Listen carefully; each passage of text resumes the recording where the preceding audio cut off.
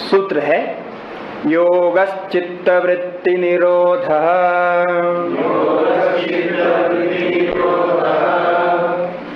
योगश्चित्तवृत्ति निरोधः।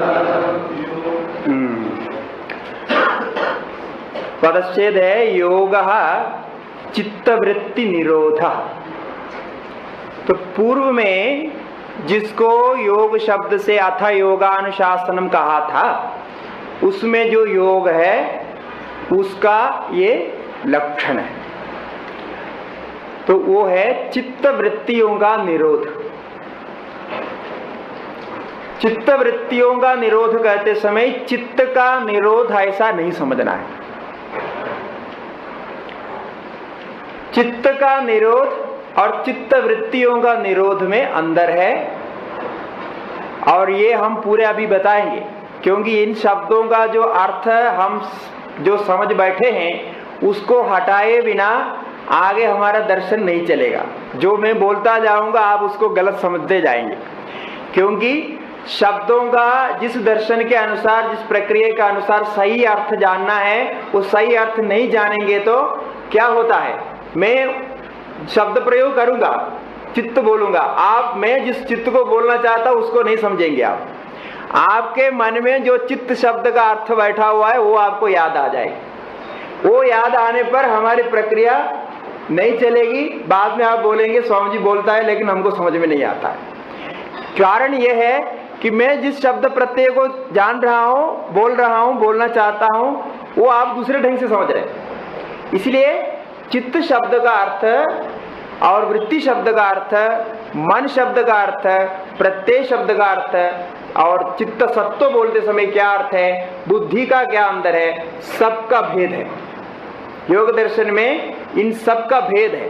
भेद है क्योंकि योग दर्शन के अनुसार चित्त कभी निरुद्ध नहीं होता है। चित्त का कभी निरोध नहीं होता है। चित्त हमेशा रहता है। चित्त में उड़ने वाली वृत्तियों का निरोध होता है। और चित्त को फिर क्या होता है कि चित्त और जो पुरुष है इसका भेद का ज्ञान होता है। चित्त प्रकृति का विकार है, ये प्रक्रिया आगे बताएंगे, और पुरुष चेतन है। तो इसीलिए इनका भेद ही होता है, इनका कभी निरोध नहीं होता है। और यहाँ चित्त और वृत्ति दोनों शब्द से मन को भी नहीं समझना है। जिस मन को आप जानते हैं, विचार करने वाला मन, उस मन की बात यहाँ नहीं कर रहे। वृत्ति भी मन नहीं है, वृत्ति और मन में अंतर है, ये भी बताएंगे। पहले चित्त क्या है समझेंगे। चित्त में पहले चित्त शब्द का अर्थ ये है कि इनकी प्रक्रिया के अनुसार हम शुरू में कहे थे एक संयोग होता है। प्रकृति और पुरुष दो तत्व है। ये दोनों तत्वों का एक प्रकार का प्रतिबिंबात्मक संयोग होता है। उस संयोग के कारण सारे सृष्टि आरंभ होती है। वो संयोग नित्य रहता है। जैसा आपने कोई स्फटिक अथवा कांच को, ग्लास को प्रकाश में रख दिया, ठीक है, तो कांच अलग है, प्रकाश अलग है। प्रकाश में कांच को रखते समय ही प्रकाश का प्रतिबिंब कांच में अवश्य होता है। जब तक कांच वहां है तब तक उसका रिफ्लेक्शन भी होता ही रहेगा, ठीक है। उसको रोकना संभव नहीं है। क्यों नहीं है? क्योंकि कांच का अस्तित्व भी वहां नित्य है और प्रकाश का अस्तित्व भी वहां नित्य है। प्रकाश का स्वरूप है जो मृदु प्रतल वाले, मतलब जिसमें बहुत सफाई है, साफ है, ऐसे प्रतल वाले को प्रतिबिंबित करना, रिफ्लेक्ट करना, वो प्रकाश का स्वरूप है, वो रिफ्लेक्ट करता है।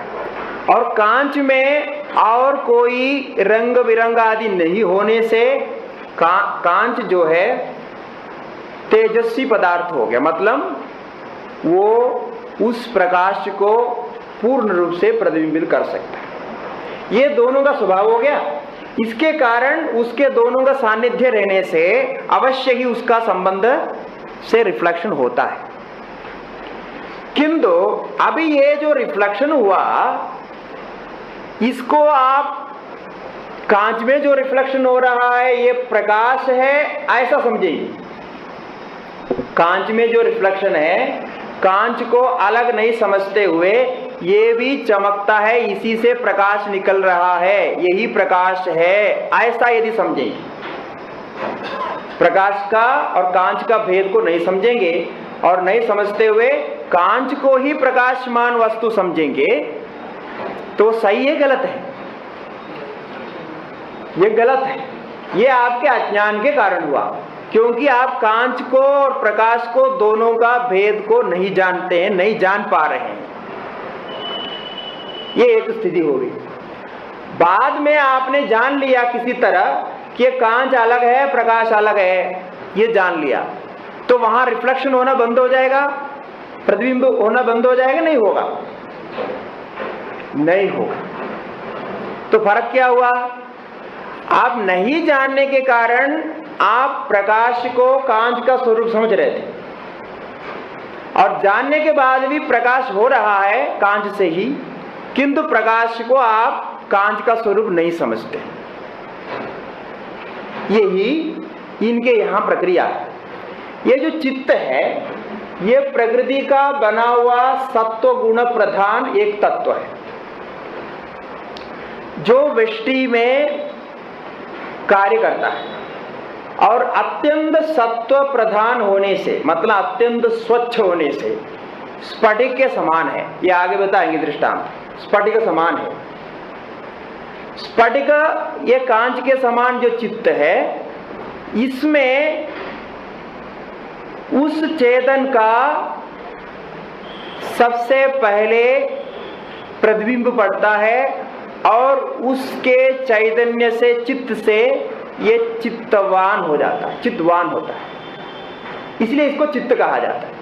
तो चित्त सुनते ही आपको चित्त शब्द के साथ कुछ संबंध भी दिखाई पड़ता है। मतलब चित्त शब्द का अर्थ होता है चित्त से युक्त कोई तत्व।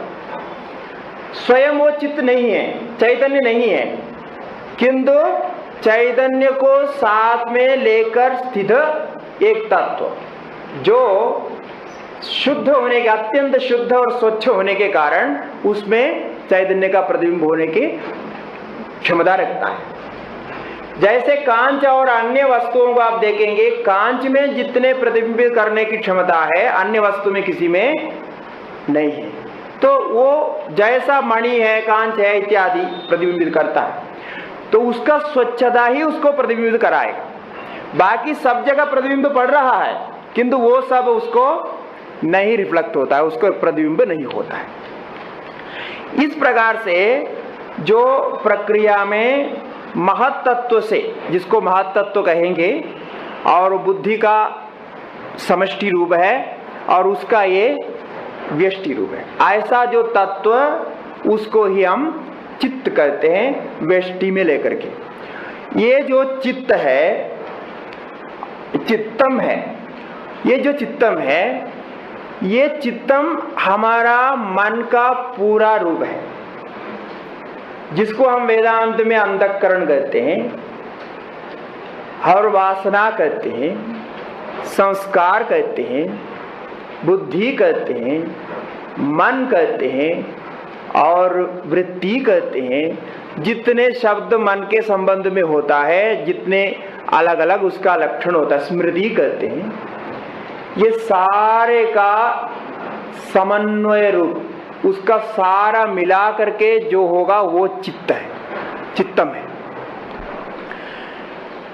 यहाँ स्मृति रूपः चित्तम ऐसा वेदांत में व्याख्या करते हैं, उस व्याख्या को नहीं लेना। यहाँ चित्तम जो है स्मृति रूप वाला नहीं है। ये चित्तम पूरा है, जितना आप अंधकरण की वृत्तियां बोलेंगे सारा मिला करके चित्तम है। मन, बुद्धि, अहंकार, स्मृति, वासना, संस्कार जो कुछ भी है सारे का रूप है चित्तम। इसका समष्टि मतलब सब मिला करके जिस तत्व को आप जानते हैं उसको चित्त कहना है, इसको चित्त समझना है। जैसा आजकल का साइंस में जो कॉन्शियस माइंड और सबकॉन्शियस माइंड और क्या बोलते हैं unconscious mind, super conscious mind, ऐसा करके माइंड का जितना भी साइकोलॉजी में भेद बताया है ये सारा मिला करके चित्त है। अभी जो कुछ बाकी वृत्तियां मन का और वृत्ति का प्रत्यय का सारे जो प्रक्रिया है ये चित्त रूप समष्टि के अंदर होगा।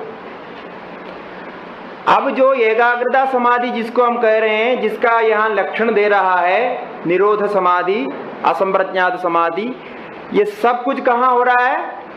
चित्त में ही हो रहा है। यदि चित्त नहीं है, एकाग्रता समाधि, असंप्रज्ञात समाधि, संप्रज्ञात समाधि कुछ भी नहीं हो सकता है। सारे समाधि की प्रक्रिया ये चित्त के तल पर ही है और चित्त को ये कुछ नहीं करेगा, क्योंकि चित्त प्रकृति का बना हुआ तत्व है, वो उसका नाश नहीं होता, उसको सेपरेट कर सकते। जैसा हमने अभी कांच का दृष्टांत दिया, इस प्रकार से जान सकते हैं कि ये चित्त मेरा स्वरूप नहीं है, चित्त पुरुष नहीं है, चित्त चैतन्य नहीं है, चित्तम इससे अलग है।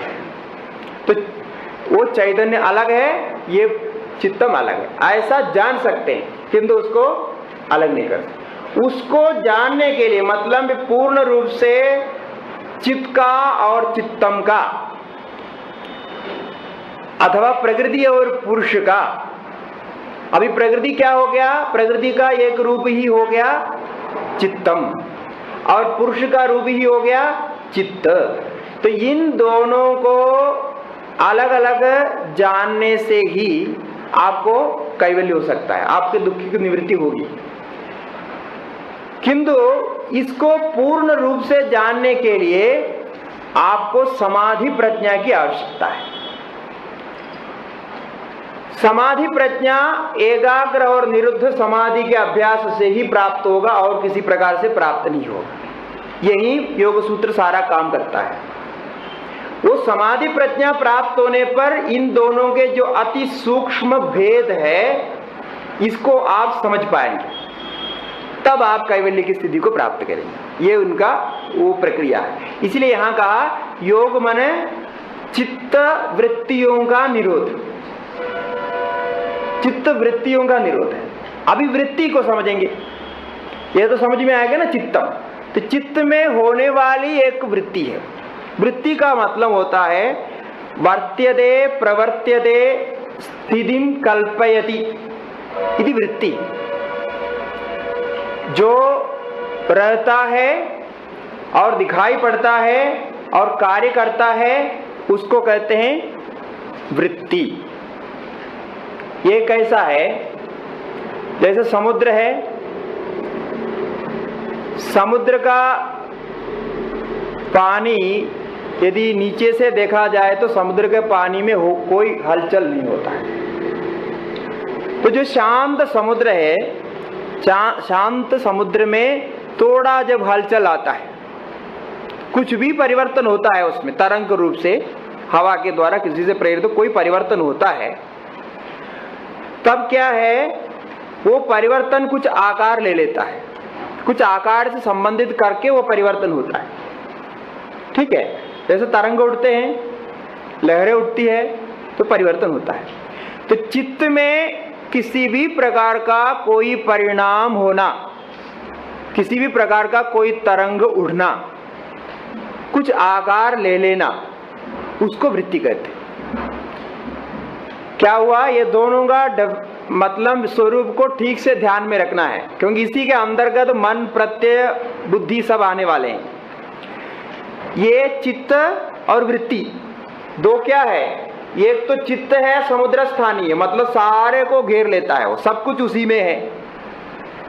जिसका कभी नाश नहीं होता है, इनके सिद्धांत के अनुसार हमेशा वो रहता है, उसका भेद का ज्ञान ही हो सकता और कुछ नहीं हो सकता। इसमें जो तरंगें उड़ती है उसको हम वृत्ति कहेंगे।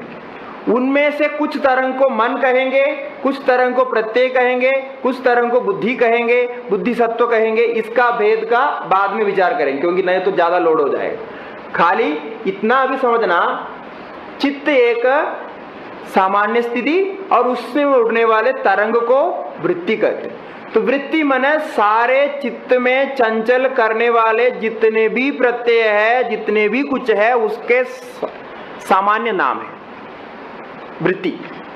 तो कुछ भी हलचल हो गया तो उसको वृत्ति कहेंगे। अभी जो कुछ निरोध होता है, इन वृत्तियों का ही निरोध होता है, चित्त का निरोध नहीं होगा। तो जो हलचल हुआ था, जो परिणाम परिवर्तन हुआ था, उसका निरोध होगा, उसको रोका जाएगा। ध्यान रखना है, उसको रोकना भी चित्त भूमि के अंतर्गत है, क्योंकि लास्ट भूमि क्या कहा था? निरोध। तो एकाग्र भूमि तक जो कुछ भी है वो सारे वृत्तियां हैं। अभी हम उसके लिए व्युत्थान शब्द का भी प्रयोग किया। तो व्युत्थान का मतलब व्युत्थानम इज इक्वल टू वृत्ति, ठीक है।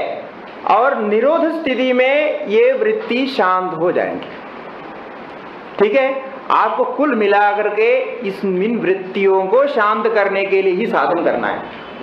वृत्तियों को शांत करने के लिए साधन करना है तो पहले समझना पड़ेगा ये वृत्ति होती कैसी है, उठती कैसी है, इसका क्या क्या कारण है। जैसे समुद्र में लहर उड़ने के लिए हवा हेतु होता है, और मौसम का भी कुछ परिवर्तन होता है, बहुत कुछ होता है। हवा होने से, कुछ परिवर्तन होने से या कुछ कारण से ही उड़ती है, नहीं तो नहीं उड़ती है। इसी प्रकार वृत्तियों का उड़ने का कारण हमको आप समझेंगे ठीक से, तो उस वृत्तियों को शांत आप कर सकते। तो वृत्तियों को शांत करने के लिए जो प्रयास करेंगे वो भी एक वृत्ति के द्वारा ही करेंगे, क्योंकि एकाग्रता तक वृत्ति है। एकाग्रता परिणाम तक, एकाग्रता भूमिका तक वृत्ति है। क्षिप्त में, मूढ़ में, विक्षिप्त में, एकाग्रता में वृत्ति का होता है।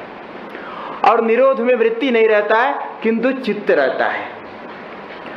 तब भी क्या है, चित्त ये वृत्ति उड़ने वाले सारे संस्कार हेतुओं को लेकर के ही रहता है। इसलिए एक बार समाधि होना आत्यंतिक नहीं होता है। एक वृत्ति में स्थिर होना तो ठीक है, किंतु असंप्रज्ञात में सारे वृत्तियों का आपने निरोध किया,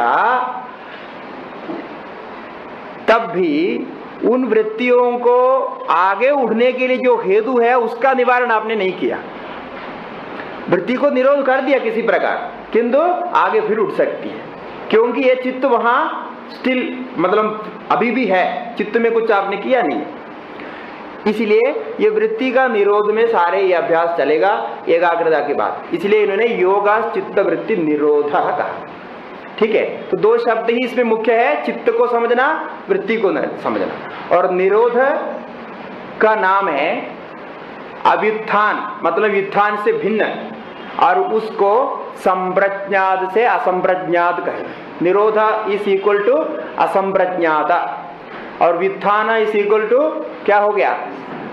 हाँ, वृत्ति और संप्रज्ञात, और उसके नीचे जो कुछ भी है सबको मिला के व्युत्थान करें। इस प्रकार से ये प्रक्रिया को मन में रखना, आज जाकर के इसके ऊपर ध्यान देना। किंतु यहां भाष्यकार एक शब्द और कहते हैं। देखिए, सूत्र में सूत्रकार ने सर्ववृत्ति निरोध ऐसा नहीं कहा, योग चित्तवृत्ति निरोध कहा, योग सर्वचित्तवृत्ति निरोध ऐसा नहीं तो चित्त सर्ववृत्ति निरोध ऐसा भी नहीं कहा। तो सर्व शब्द का प्रयोग उन्होंने नहीं किया सूत्रकार ने। इससे ये समझना चाहिए, हमारा जो एकाग्र स्थिति है, संप्रज्ञात है, वो भी योग है, उसको भी योग शब्द से कहेंगे। और जो असंप्रज्ञात है उसको भी योग शब्द से कहेंगे। इसलिए अभी योग शब्द का पारिभाषिक अर्थ क्या हो गया? संप्रज्ञात और असंप्रज्ञात। ठीक है, क्यों? उसका कारण यह है सर्व शब्द का प्रयोग नहीं किया।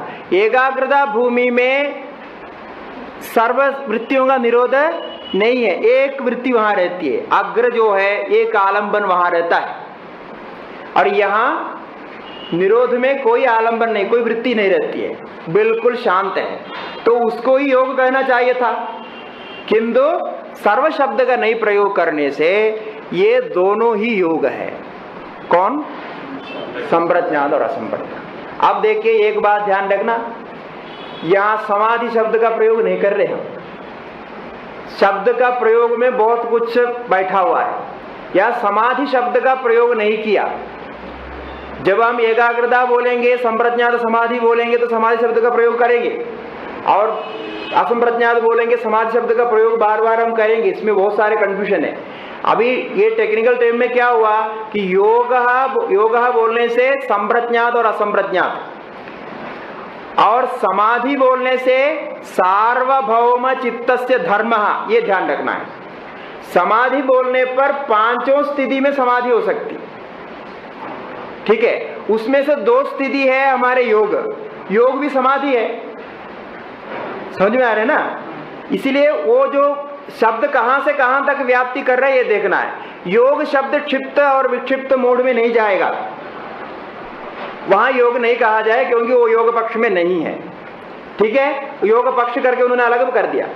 योग कहने पर संप्रज्ञात असंप्रज्ञात ही होगा, इसमें संशय नहीं, किंतु समाधि कहने पर संप्रज्ञात असंप्रज्ञात ही होगा ऐसा नहीं, इसको भी गलत समझा जाता है। इसलिए इसको ध्यान रखना, क्योंकि आगे इसको यदि गलत समझेंगे तो आगे जो कुछ सूत्र बता रहे हैं उसमें सब विरुद्ध दिखेगा, विरोध दिखेगा आपको। अब योग को कहा, वहां तो विषयवधि भी बोल रहा है, हाँ, यथा अभिमत ध्यानाद वा भी बोल रहा है, बहुत सारे बोलेंगे आगे। तो इसका मतलब समाधि को वहां भी ले रहा है, और जो तीसरे पाद में समाधि बोलेंगे वही उसका समाधि का स्वरूप होगा। उसके अंतर्गत हमारे योग भी आ गया, संप्रज्ञात और असंप्रज्ञात भी आ गया। ठीक है, तो इतने सारे शब्द हो गया, तो कुछ नोट करना है जो शब्द नया आते हैं, और उसको पक्का आप सोच करके समझ के मन में रखना है। तो ये शब्द प्रयोग करते समय बिल्कुल वहीं रहना है, उधर से इधर उधर नहीं जाना।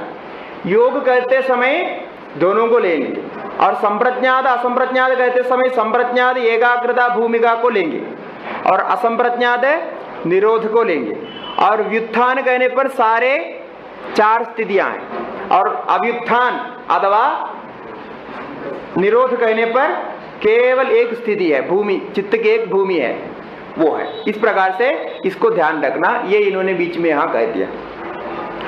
तो अब चित्त का कुछ स्वरूप बताते हुए कहते हैं कि चित्त में त्रिगुण रहने के कारण वो त्रिगुण का कार्य सारे उसमें रहता है।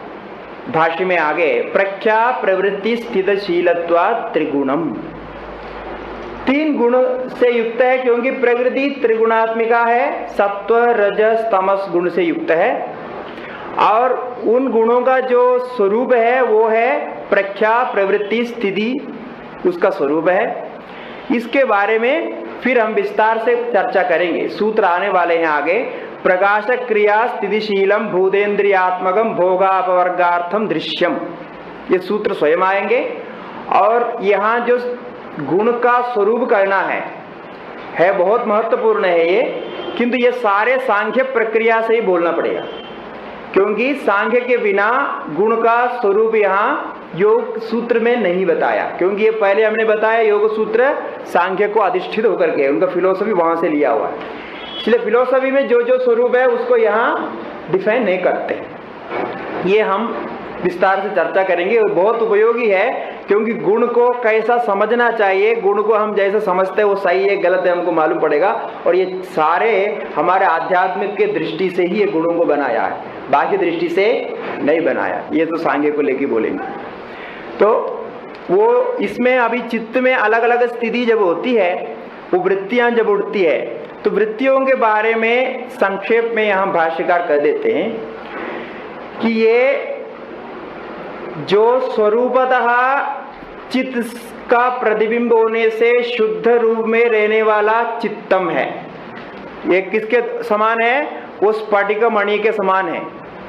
उसमें स्वरूपतः कोई भी दोष नहीं है। दोष नहीं है होने से ही, शुद्ध सत्व होने से ही उसमें प्रतिबिंबित हो रहा है। ये कोई कल्पना नहीं है, ये सत्य है, क्योंकि जो शुद्ध है इसलिए उसको प्रतिबिंब हो रहा है। जो मणि है वो मणि में कोई अशुद्धता आ गया तो उसका प्रतिबिंब रिफ्लेक्शन कम हो जाता है। तो इसलिए चित्त में प्रतिबिंबित हो रहा है। तो जितना चित्त को आप निकट से समझेंगे, बारीकी से समझेंगे, उतना ही चित्त के अंदर जो जो चीजें हैं वो भी आपको बारीकी से समझ में आएगा। और रिफ्लेक्शन क्या हो रहा है, प्रतिबिंब क्या हो रहा है, वो भी आपको स्पष्ट समझ में आएगा।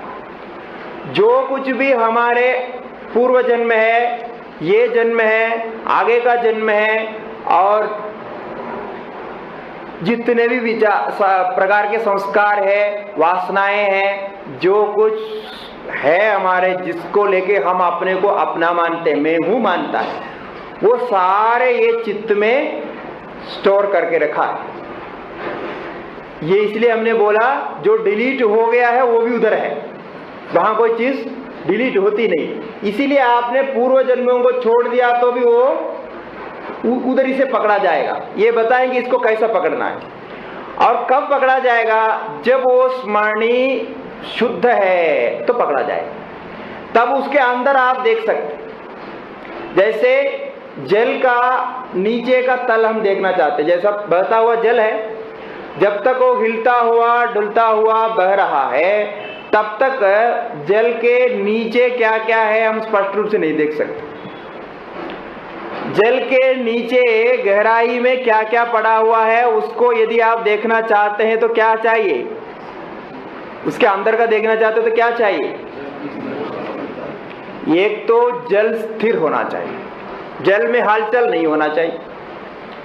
दूसरा, जल अपने स्वरूप में अत्यंत शुद्ध होना चाहिए, उसमें कोई कलर ना मिला हो, कोई धूल ना मिला हो, कोई पत्ता ना मिला हो, कोई और चीज ना मिला हो। जल अपने स्वरूप में ही स्थित हो, स्थिर भी हो तो क्या होगा, आप जल के नीचे जो जो तिनका भी पड़ा होगा, कोई सुई भी गिरी होगी तो आप उसको उठा सकते, निकाल सकते। बिल्कुल इसी प्रकार चित्त की भी कहानी है। चित्त में ये वृत्तियां जैसे हलचल है वैसे ये समाप्त हो जाती है। तो चित्त जब स्थिर अवस्था में शांत रहता है और उसका जो सत्व गुण के जो मुख्यता है, वो सत्व गुण मुख्य स्वरूप में रज और तमस को कम करके, वो हटाने के लिए भी साधन बताएंगे, वही तो सब साधन है इधर, कम करके अपने शुद्ध स्वरूप में, शुद्ध सत्व में यदि चित्त आ जाता है तो चित्त के ऊपर से नीचे तक बीच में जो जो आगे पीछे पड़ा हुआ है सबका आपको ज्ञान होगा। ये सबका ज्ञान के ऊपर सारे इनके सिद्धियां स्थित है, सारे सिद्धियां इसके ऊपर है, इसमें कोई कल्पना कुछ नहीं है। बिल्कुल ऐसे मतलब प्रक्रिया है, वो प्रक्रिया को आपको अपनाना है, उसको अभ्यास करना है, और ये सारे कुछ अभ्यास से होगा। क्योंकि अभ्यास इसलिए करना पड़ेगा, आपका जो है ना कान, जो स्फटिक वाला चित्त है अभी थोड़ा मल पकड़ा हुआ है, बहुत सारे है, उसमें बहुत लगा हुआ है। अब पत्थर को भी देखो, पत्थर को भी घिस घिस के कैसे कर सकते, चमकदार बनाते, देखो कैसे कैसे पत्थर को चमक बनाते, उसमें आप कांच बनाते, उसमें आपने चेहरा देख सकते हैं। तो सामान्य देखने पर पत्थर में कुछ नहीं है, किंतु उसको घिसते जाओ घिसते जाओ घिसते जाओ तो क्या होगा, वो पॉलिश हो जाता है, वो एकदम मृदु हो जाता है, उस मृदु तल पर प्रतिबिंबित होता है। तो ऐसा ही आपको साफ करते जाना पड़ेगा। ये सफाई का अभ्यास वैराग्य साधने आगे बताएंगे। इसलिए यहाँ चित्त के वृत्तियों का एक सामान्य रूप बताकर कहा कि जब तमसा अनुविद्धम अधर्म अज्ञान अवैराग्य अनैश्वर्य योगम भवति। ये त्रिगुण वाला जो चित्त है, तमस के अधिकता होने से उसमें अधर्म, अज्ञान, अवैराग्य, अनैश्वर्य इत्यादि विक्रियाएं, वृत्तियां दिखाई पड़ने लगेंगी। ये सामान्य रूप बता रहे हैं। और उसमें रजो मात्रा यदि ज्यादा होता है तो प्रक्षीण मोहावरणम सर्वतः प्रद्योदम मानम अनुविद्धम रजो मात्रया। तब वहां धर्म ज्ञान वैराग्य ऐश्वर्य उपगम भवति। तो रजस की मात्रा से ही धर्म ज्ञान वैराग्य आदि प्राप्त होता है। ये कहते समय भी थोड़ा आश्चर्य होगा आपको कि रजस की मात्रा से ये सब कैसे प्राप्त होता है, क्योंकि सांख्य सिद्धांत के अनुसार सत्व और तमस दोनों गुण स्थिर है, और स्थिर का मतलब अचंचल है। जब तमस बढ़ जाता है कोई क्रिया प्रवृत्ति नहीं होती है, आप सो जाते हैं। आपको सोने के लिए तमस की अधिकता चाहिए, तब आप सोते हैं। और सत्व की अधिकता होने पर भी मन अत्यंत स्थिर होता है, वो समाधि में होता है। सत्व की अधिकता हो गया तो समाधि में स्थिर होता है। तो सत्व गुण और तमो गुण दोनों का स्वरूप स्थिरता है, इससे कोई कार्य नहीं होता है। इसमें हलचल पैदा करना है, इससे कुछ भी प्रक्रिया निकालनी है, कुछ फायदा चाहिए, फल चाहिए, कोई कार्य उत्पन्न करना है, तो बीच में रजस को काम करना पड़ेगा। ये रजस ही एक ऐसा तत्व है, ऐसा गुण है जो सत्व को भी हिला करके कार्य कराता है और तमस को भी हिला करके कार्य कराता है। इसलिए और रजस का दूसरा एक गुण है, रजस कभी भी स्वतंत्र रूप से काम नहीं करता, और कोई भी गुण स्वतंत्र रूप से काम नहीं करता है, क्योंकि गुण का ज्ञान ही दूसरे के मिलित होता है। यहां हम बात करते हैं प्रधानता को लेकर के ही, क्योंकि ऐसा वो मानते हैं कोई भी गुण अलग अलग काम नहीं करता, किंतु रजस मात्र कोई काम नहीं करता, क्योंकि रजस को कभी भी तमस वृत्ति के सहायता के बिना स्वतंत्र काम करने की इजाजत नहीं है, वो नहीं कर सकता। और सत्व के बिना वो भी काम नहीं कर सकता। किंतु प्रवृत्ति में कोई फल दिखाता है, कोई कार्य को उत्पन्न करता है, तो वो न सत्व करेगा न तमस करेगा, वो प्रोडक्ट को मतलब कार्य को उत्पन्न करने का काम रजस की ही है, क्योंकि प्रवृत्ति रूप रजस को मानते। इसकी व्याख्या करेंगे। इसलिए यहां बोला कि ये जो ज्ञान ऐश्वर्य आदि जितने भी हरे ये सब प्रवृत्ति के संबंध में है, इसलिए ये रजस के साथ मिला हुआ सत्व का होता है। और तदेव रजोलेश मलापेदम स्वरूप प्रतिष्ठम सत्व पुरुषान्यदाख्यादि मात्रम धर्ममेघ ध्यानोपगम भवति। उसके बाद में ये सूत्र के आगे है, ये बात हम अभी धर्ममेघ समाधि के बारे में बताए। धर्ममेघ समाधि में हमने क्या बोला कि पुरुष और प्रकृति का भेद का अत्यंत सूक्ष्म विवेक रहता है।